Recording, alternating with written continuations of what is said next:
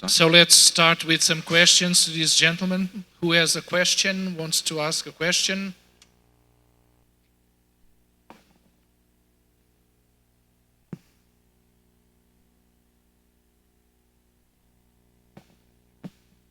Question for Gareth. So Yeah? what's your definition of a hero then? So somebody I respect for doing something quite amazing, but what they've done, the challenges that are there. But my heroic people are those who've challenged the status quo. And that could be a physical thing, it could be an emotional thing, or it could be a societal thing. But it's not, it's very much context driven. And they will change. So there are people that you think, oh, they're my heroes, and then they do something and you go, oh, and you've just lost the trust. So.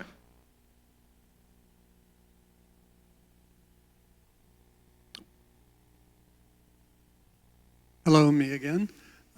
This is for Richard. I've been diving a long time, and I've dove with all sorts of people, including a couple of paraplegic, or double amputee, actually.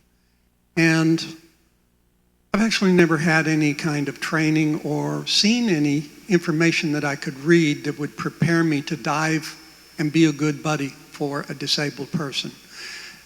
Is there a resource that I could go and read? I'm hopefully smart enough to understand and then ask what else I can do when I'm confronted with the person, but I need a resource. What we're looking at in-depth therapy is publishing a set of manuals and courses that will be available to the whole of the diving industry. We're not publishing them for money. None of the work I've ever done in depth therapy has been for money, but we're actually going to try and produce a definitive guide that you'd be able to go online and actually look up and find out about people.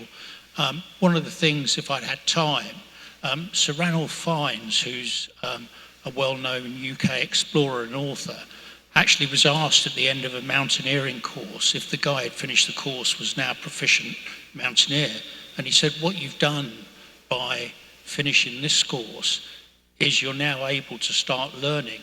And I think actually with adaptive teaching, that's a reality. I've not stopped learning in 15 years, but what we can provide now is a basis for people to actually understand how to work with people who have different levels of disability. But it is non-stop learning, and it has to be student focused, because if you've got a paraplegic or a quadriplegic, you can't actually say, oh, I think this is what it'd be like. You've got to actually find out from that person what it's like for them. Certainly what we are prepared to share is we have a 7-page risk assessment for instructors to carry out on each student, and we actually give them a try dive, and then they'll look at what's happened with the medical advice. They'll actually look at the motivation of the student, and they'll actually say whether they want to take them on, because what I've got to say to you all is that there's a legal quagmire out there. We give people the WRSTC form, they sign off, say I've got a behavioural problem. You as the instructor or the dive centre send them away to a doctor. The doctor signs them off as fit to dive. Let's say they've got post-traumatic stress disorder. How many of you have actually read the 12-page guidance to the WRSTC form? And I can guarantee there'll be a handful of you, if any. In the second paragraph on behavioural conditions, it actually says the doctor can sign them off, but the final decision is the instructor's. So a doctor is actually placing that responsibility on an instructor who has probably never had any mental health first aid training. So there's this huge quagmire, and that's what we're hoping to address. And if anybody wants to watch, on our website, depththerapy.co.uk, we'll be updating what's happening, and it will be available to all of you. It doesn't give you the right to teach a RAID student or anybody like this. It'll give you the basis of what's needed for adaptive teaching.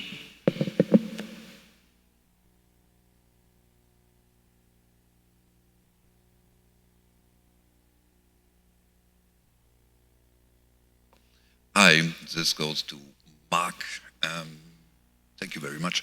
Out of my experience from the old days running a dive center and being an instructor, I actually found out that also business-wise, it was always one of the greatest things, creating a sort of bond to your students, regardless of they are paying a 100 or 1,000 for a diving course. The thing is, make them come again. Not make them come again to sell them the next course, just come because we had a good time and we are discovering the underwater world together, and on your way you will get more practice, and if you want to do more stuff, we can talk about that. I have to say, for many, many years, this actually was a source of my success. I had people coming, starting as an open water diver, whatever. For 10 years they came, they brought friends because they liked it, and I would like to hear your opinion about this, let's say, kind of concept. Yeah, I think that's a really good point. And it's something I didn't talk about, but it's something we have to remember as dive professionals. This is our business, but it's our customer's hobby. So we've got to balance that out. So differentiating yourself by, I've heard dive centers say, people come as customers and they leave as friends. That is a great way of getting repeat business. So yeah, I think that's a great strategy.